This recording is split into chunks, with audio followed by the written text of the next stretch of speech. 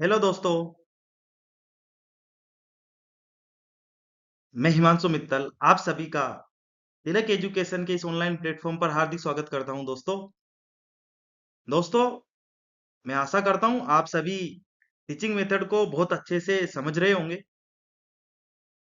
और आप अब तक रटने की जो आपकी आदत थी उससे दूर होते जा रहे होंगे, क्योंकि दोस्तों हम एक एक चीज को इस तरह से समझ रहे हैं कि हर एक चीज आपके जहन में बहुत अच्छे से बैठ जाए।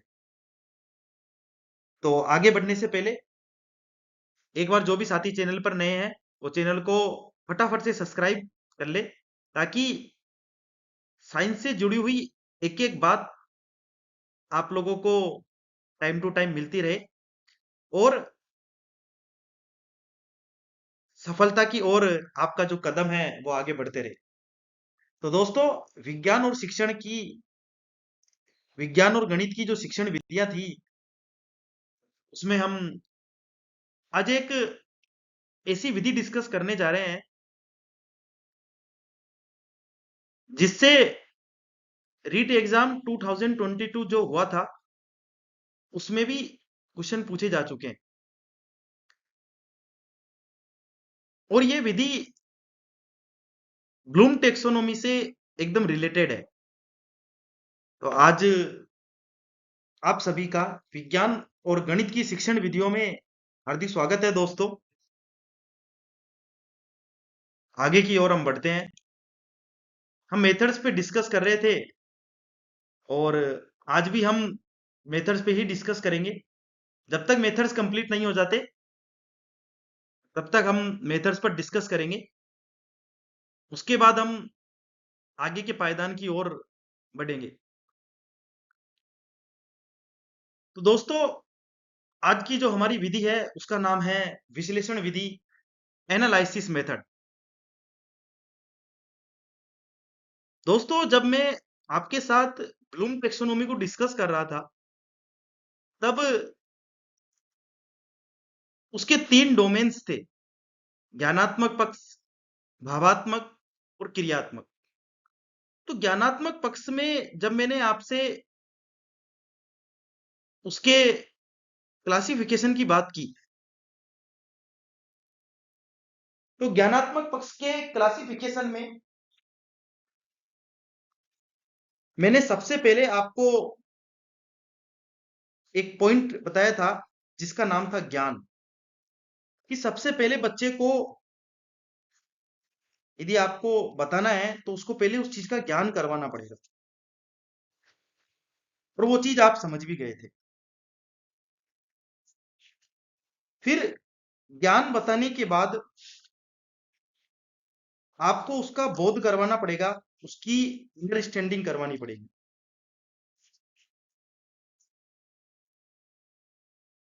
जब बच्चे को ज्ञान हो जाता है तब आप उसका बोध करवाइए, क्योंकि नॉलेज होगी तभी उसका बोध होगा। फिर उसको अप्लाई कीजिए। फिर हमने उसके अनुप्रयोग के बारे में पढ़ा था, इसके बाद उसका उपयोग करेगा। फिर हमने विश्लेषण के बारे में डिस्कस किया था कि फिर वो विश्लेषण करेगा, फिर संश्लेषण करेगा और फिर मूल्यांकन करेगा। तो दोस्तों, मैंने आपसे स्टार्टिंग में ही कहा था कि आगे आने वाली विधियां पहली और दूसरी क्लास पर टोटली डिपेंडेंट है। इसलिए ही मैंने आपको सबसे पहले विज्ञान की प्रकृति के बारे में समझाया था। वहां से जो जो वर्ड्स हमने समझे हैं, मुझे लगता है कि पूरी टीचिंग मेथड में वही वर्ड्स घूम फिर कर आ रहे हैं। जो उन वर्ड्स को समझ गया, जो उन वर्ड्स को जान गया, फिर उसको टीचिंग मेथड में प्रॉब्लम आने वाली नहीं है। जैसे आपने एक बच्चे को 2+2 4 करना सिखा दिया और आपने बच्चे को 11+12 ऐड करना सिखा दिया। तो यदि बच्चे को उस चीज का एक कंप्लीट नॉलेज हो गया, अब वो एक अंक की संख्या और दो अंकों की संख्या को जोड़ना सीख गया, तो मैं आपसे कह सकता हूं कि वो 1 से लेके 99 तक की संख्याओं को बिल्कुल इजी वे में जोड़ लेगा। तो सेम इसी तरीके से टीचिंग मेथड है। यदि आप उस चीज को बहुत अच्छे से सीख गए, तो फिर आपको आगे प्रॉब्लम जो आएगी वो न के बराबर आएगी। तो देखिए, ये ब्लूम टेक्सोनोमी से बिल्कुल एकदम रिलेटेड है और वहीं से वर्ड्स उठकर आए हैं। तो दोस्तों, आज हम विश्लेषण विधि के बारे में डिस्कस करेंगे और विश्लेषण विधि के बारे में जानेंगे कि ये विधि किस प्रकार से टीचिंग में अप्लाई होती है। तो देखिए दोस्तों, विश्लेषण विधि में विद्यार्थी को समस्या या प्रश्न दिया जाता है। क्या दिया जाता है? समस्या या प्रश्न दिया जाता है और उसे हल करने के लिए छोटे छोटे भागों में या पार्ट्स में विभाजित कर दिया जाता है। छोटे छोटे पार्ट्स में क्या कर दिया जाता है? विभाजित कर दिया जाता है।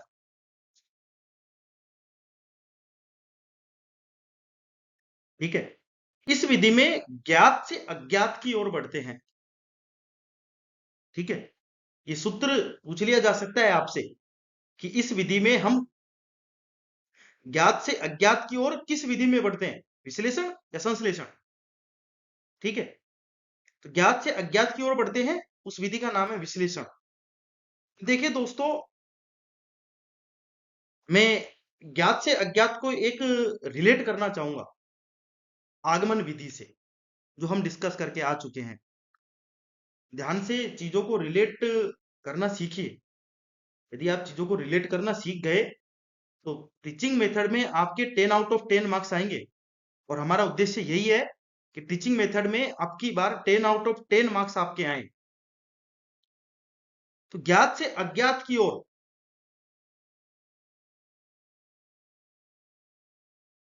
ये जो फॉर्मूला था वो हम पढ़कर आए थे आगमन विधि में। यदि आप आगमन विधि को जान पाए हैं, तो आप समझ गए होंगे कि हम ज्ञात से अज्ञात की ओर किस विधि में बढ़ते हैं। तो कहीं ना कहीं ये जो विधि है वो आगमन विधि से रिलेटेड है। ठीक है। किस विधि से रिलेटेड है? आगमन विधि से रिलेटेड है। अब देखिए दोस्तों, इसकी विशेषताएं क्या है, विशेषताओं के बारे में जान लेते हैं। समस्या को छोटे छोटे हिस्सों में तोड़कर हल किया जाता है। ऊपर वाली लाइन है, एक समस्या आपको दे दी गई, उसको आपने छोटे छोटे हिस्सों में तोड़कर क्या कर लिया? हल कर लिया। जैसे बच्चे को आपको ध्वनि का ज्ञान करवाना है। क्या ज्ञान करवाना है? ध्वनि का ज्ञान करवाना है। तो आपने बच्चे को क्या किया? कोई सेंटेंस लिख दिया। ठीक है। वाक्य लिख दिया। वाक्य से आप बच्चों को शब्द का नॉलेज करवा रहे हो, फिर शब्द से वर्ण का नॉलेज करवा रहे हो और फिर वर्ण से ध्वनि का नॉलेज करवा रहे हो। ठीक है। ये विधि ना सिर्फ साइंस में ही अप्लाई होती है, बल्कि हर एक सब्जेक्ट में अप्लाई होती है। और हमारा काम हर चीज को समझना है। ठीक है। मेन जो पर्पज है वो है समझना। यह तार्किक सोच और कारण परिणाम संबंध को स्पष्ट करती है। तार्किक सोच जो है बच्चे की क्या होगी? डेवलप होगी। और वो कारण परिणाम, कोज इफेक्ट को जान पाएगा कि ऐसा क्यों होता है।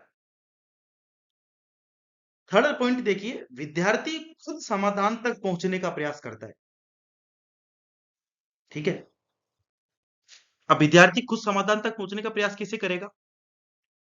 बच्चे को आपने एक बार कोई चीज सिखा दी, फिर नेक्स्ट वो बच्चा खुद से भी करने की कोशिश करता है। तो इसको बात को यदि रिलेट करें तो बच्चा एक्टिव है, ठीक है। और यदि बच्चा साथ में एक्टिव है और टीचर की इसमें सहभागिता है, तो हम कह सकते हैं कि अध्यापक और विद्यार्थी इस विधि में दोनों सक्रिय रहते हैं और बच्चा उससे करके सीख रहा है, खुद समाधान तक पहुंच रहा है। इसलिए इस विधि से उत्पन्न जो ज्ञान होगा वो भी कैसा होगा? स्थायी ज्ञान होगा। खोज करने की बच्चे की प्रवृत्ति क्या होगी? विकसित होगी। और ज्ञान कैसा होगा? स्थायी, क्योंकि वो खुद समाधान तक पहुंचने का प्रयास कर रहा है, खुद जानने का प्रयास कर रहा है, इसलिए उसके अंदर खोज की भी प्रवृत्ति विकसित होगी। दोस्तों आगे बढ़ते हैं, एक एग्जाम्पल के माध्यम से आप समझिएगा। देखिए एक प्रश्न है आपके लिए, यदि किसी संख्या का 5 गुना 60 है तो वह संख्या ज्ञात कीजिए। अब आपको इस बच्चे को सिखाना है, तो आपने क्या किया? विश्लेषण कैसे करोगे, इसको तोड़ोगे कैसे? मान लेते हैं संख्या x है, तो 5x is equal to 60, x is equal to 60 divide by 5 और x इजकल टू क्या गया? 12। इस प्रश्न को आपने छोटे छोटे हिस्सों में तोड़कर सोल्व कर लिया। यही क्या विधि है? विश्लेषण विधि है। यही विधि कौन सी विधि है? विश्लेषण विधि है दोस्तों। और यदि आपने अब मैथ के एग्जाम्पल समझ लिया, तो क्यों ना एक विज्ञान के एग्जाम्पल भी समझ ले, ताकि आपको यह विधि और भी अच्छे से समझ आ जाए। हिंदी का एग्जाम्पल हम समझ ही चुके हैं कि बच्चे को वाक्य, वाक्य से शब्द, शब्द से वर्ण और वर्ण से ध्वनि का ज्ञान हो रहा है, ठीक है। एग्जाम्पलों के माध्यम से चीजें जल्दी समझ में आती है दोस्तों। पानी क्यों बहता है? बच्चों को बताना है। आपने बताया कि पानी पर गुरुत्वाकर्षण बल लगता है, यह बल पानी को नीचे की ओर खींचता है, इसलिए पानी हमेशा ऊंचाई से नीचे की ओर बहता है। एक एक स्टेप बाय स्टेप चीजें हम सीख रहे हैं, ठीक है।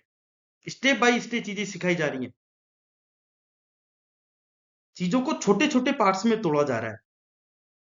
डायरेक्ट यदि कि पानी क्यों बहता है, क्योंकि पानी ऊंचाई से नीचे की ओर गिरता है, दैट्स इट, बात खत्म। ऐसा नहीं, स्टेप बाय स्टेप चीजों को सिखाया जा रहा है, ठीक है।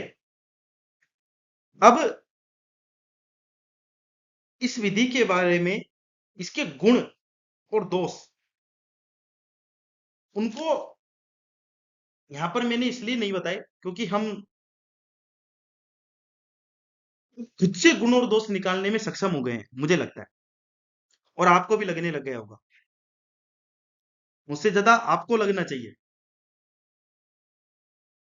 क्योंकि एग्जाम अब आपको देना है, ठीक है दोस्तों। तो अब संश्लेषण विधि से आपने क्या सीखा कि एक गुण मैं आपको बता देता हूं कि एक मनोवैज्ञानिक विधि है, और एक गुण मैं आपको बता के आ चुका हूं, इसमें अध्यापक और टीचर दोनों एक्टिव रहते हैं, ज्ञान स्थायी होता है। तो ये गुण हो गए। अब एक एक चीज को डिवाइडेड करके समझाया जा रहा है, तो लंबी विधि है, टाइम ज्यादा लगेगा, और टाइम ज्यादा लगेगा तो पाठ्यक्रम पूर्ण नहीं हो पाएगा। तो ये चीजें आप खुद से भी अब रचनात्मकता, सृजनात्मकता आपके अंदर आनी चाहिए, ठीक है, जिसकी हम बार बार बात करते आए हैं। वही यही सृजनात्मकता है, खुद से क्रिएट करने की कोशिश करना,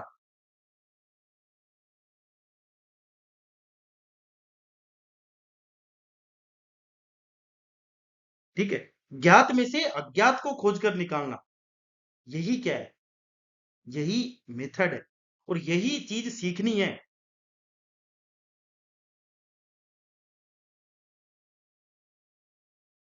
तो मुझे लगता है कि अब आप समझ गए होंगे। और एक चीज और, उस चीज को आप नोट कर लीजिएगा कि विश्लेषण विधि में आपको ज्ञात है, ठीक है, अज्ञात से ज्ञात से अज्ञात की ओर आ रहे हैं, तो पूर्ण से आप अंश की ओर आ रहे हो, ठीक है, जटिल से सरल की ओर आ रहे हो। इसको भी थोड़ा ध्यान रखिएगा। पूर्ण से अंश की ओर, जैसे आपने वाक्य सिखाया ना बच्चों को, तो वाक्य से आप ध्वनि स्वीकार रहे हो, तो पूर्ण वाक्य पूर्ण है, ठीक है, ध्वनि उसका अंश है, तो पूर्ण से अंश की ओर आ रहे हैं। तो खुद से चीजों को यदि आप रिलेट करना, क्रिएट करना सीख गए दोस्तों, तो कहीं ना कहीं आप काफी कुछ टीचिंग मेथड में अच्छा कर सकते हो, और आप 10 से 10 मार्क्स की ओर आगे बढ़ सकते हो।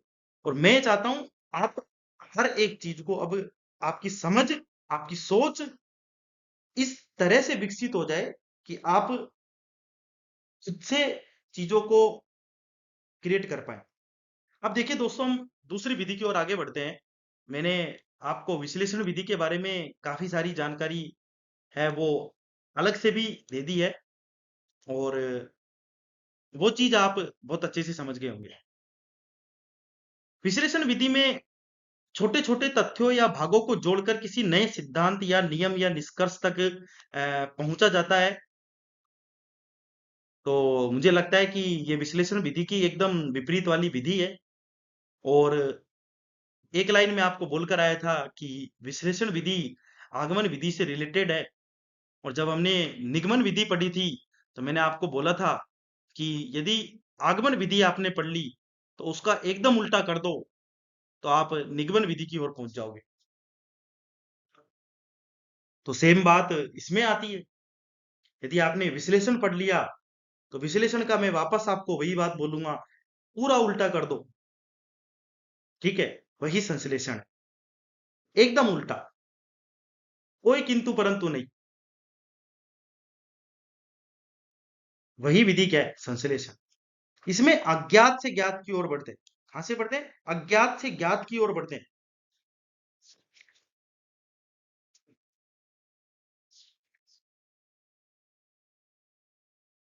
तो यदि हम अज्ञात से ज्ञात की ओर बढ़ रहे हैं, इसका मतलब वो कौन सी विधि हो गई? निगमन विधि हो गई। इसमें सरल से जटिल की ओर बढ़ा जाता है, अंश से पूर्ण की ओर बढ़ा जाता है। अब आप रिलेट करना सीख चुके हो दोस्तों, और यदि आप अभी भी रिलेट नहीं कर पा रहे हो, तो आप चीजों को रट रहे हो। इसलिए चीजों को रटना नहीं है, समझना है। इसकी विशेषताएं देखिए। अलग अलग भागों को मिलाकर नया ज्ञान निर्मित करना होता है। अलग अलग चीजें हैं आपके पास, तो एक चीज आप लोगों को क्रिएट करनी है। जैसे आपके पास तीन चीजें हैं, ठीक है, तीनों चीजों से आपने क्या किया? एक चीज क्रिएट कर दी, ठीक है, यही क्या है? संश्लेषण है, ठीक है। यहां से इधर आ गए तो संश्लेषण है, और यदि इधर से हम इधर चले जाएं तो वो विश्लेषण है, ठीक है। तो अलग अलग भागों को मिलाकर नया ज्ञान निर्मित करना, यह सृजनात्मक सोच विकसित करता है। क्रिएटिव थिंकिंग तो आएगी ही, क्योंकि आप छोटे छोटे भागों को जोड़कर सृजनात्मकता, ठीक है, क्रिएटिव थिंकिंग, कुछ बना रहे हो ना, तो वो तो विकसित होगा ही, क्योंकि आप छोटी छोटी चीजों को तोड़कर एक नई चीज बना रहे हो, ठीक है, तो वो एक विकसित होगा, ऑब्वियसली विकसित होगा, नए निष्कर्ष पर विद्यार्थी पहुंचता है, ठीक है, इस विधि से। और यही विधि हमारे सिलेबस के अकॉर्डिंग है। आगे देखिए, जैसे उदाहरण के माध्यम से समझते हैं। आपको बच्चे को a प्लस बी स्क्वायर का सूत्र समझाना है, तो आपने क्या किया कि इस तरह से समझाया। ए प्लस बी का होल स्क्वायर आपने दो भागों में तोड़ दिया, ठीक है, एक चीज को छोटे छोटे टुकड़ों में तोड़कर समझाना, ठीक है। तो छोटे छोटे टुकड़ों से आपने, ठीक है, एक चीज थी जिसको आपको समझाना था। क्या? कि एक आइडेंटिटी होती है कि a square plus 2ab plus b square. ठीक है, ये प्रॉपर्टी है, इसको आपको क्या करना है, बच्चे को सिखाना है। तो आपने इसको कैसे सिखाया? छोटे छोटे भागों में तोड़कर आप ये सिद्ध कर पाए। जैसे आपने कोई प्रमेय सिद्ध कर दी। ठीक है, तो हर जो प्रमेय है वो इसी तरीके से हम सिद्ध कर देते हैं लास्ट में। तो आपने छोटे छोटे भागों से जोड़कर एक नया फॉर्मूला बना दिया। ठीक है, और वो एक प्रॉपर्टी बन गई, a square plus 2ab plus b square. और बच्चों ने इसको याद कर लिया। ठीक है, ये कौन सी विधि हो गई? संश्लेषण। अब देखिए, विज्ञान का उदाहरण देख लेते हैं। जल, आपको बताना है कि जल क्या होता है। तो आपने क्या किया, बच्चों को hydrogen plus oxygen is equal to जल। हाइड्रोजन प्लस ऑक्सीजन से आपने रिएक्शन करवाई और बच्चे को ये जल का फॉर्मूला पता चल गया। और आपको यही बच्चे को सिखाना था। ठीक है, लेकिन आपने बच्चों को डायरेक्ट ना सिखा करके छोटे छोटे टुकड़ों में चीजों को तोड़ तोड़ करके आपने बच्चे को सिखाया। छोटे छोटे तत्वों को जोड़कर यौगिक बनाना संश्लेषण विधि कहलाता है। ठीक है, तो इस तरीके से आप बच्चों को संश्लेषण विधि के माध्यम से काफी कुछ चीजें हैं वो सिखा सकते हैं। निष्कर्ष देख लेते हैं दोनों विधियों का कि क्या निष्कर्ष निकलता है, क्योंकि कंक्लूजन जरूरी है। कंक्लूजन पर एक दिन हमें पहुंचना भी पड़ता है। निष्कर्ष देखिए दोस्तों, क्या है कि विश्लेषण विधि समस्या को तोड़कर हल करना, तोड़ तोड़कर हल करना छोटे छोटे टुकड़े को में। ठीक है, पार्ट से, जैसे मैंने बताया ना आपको,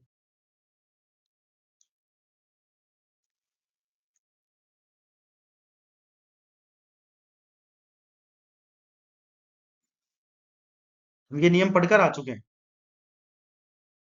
कि पार्ट से होल की ओर।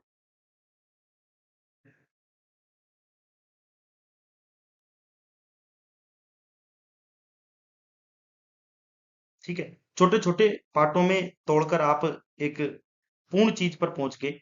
ठीक है, वही क्या है, विश्लेषण है।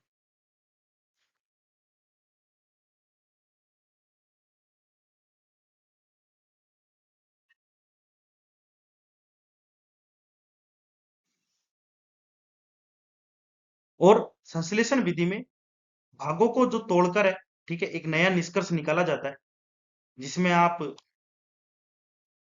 होल से, ठीक है, एक पार्ट की ओर जाते हैं, जिसमें आप छोटे छोटे टुकड़ों में तोड़कर और एक पार्ट की ओर बढ़ते हैं। ठीक है, यदि आप इस चीज को अच्छे से नहीं समझ पा रहे हो कि पार्ट से होल की ओर, तो आप इसको कट भी कर सकते हैं। ठीक है, आप सिंपल सी भाषा में ये समझ लीजिए, समस्या को तोड़कर हल करना। ठीक है, और यदि आप समस्या को तोड़कर हल कर रहे हो, तो आपने छोटे छोटे टुकड़ों में तोड़कर तोड़कर आप एक निष्कर्ष तक पहुंच रहे हो, और इसमें आप छोटे छोटे टुकड़ों को जोड़कर आप निष्कर्ष तक पहुंच रहे हो। और यही क्या है, संश्लेषण विधि है। तो दोस्तों, आज की जो क्लास थी उसमें हमने संश्लेषण विधि और विश्लेषण विधि के बारे में जाना। और ये जो दोनों विधियां हैं, ये ब्लूम टेक्सोनोमी से एकदम रिलेटेड है। तो मुझे लगता है कि आज आप इनको बहुत अच्छे से समझ गए होंगे।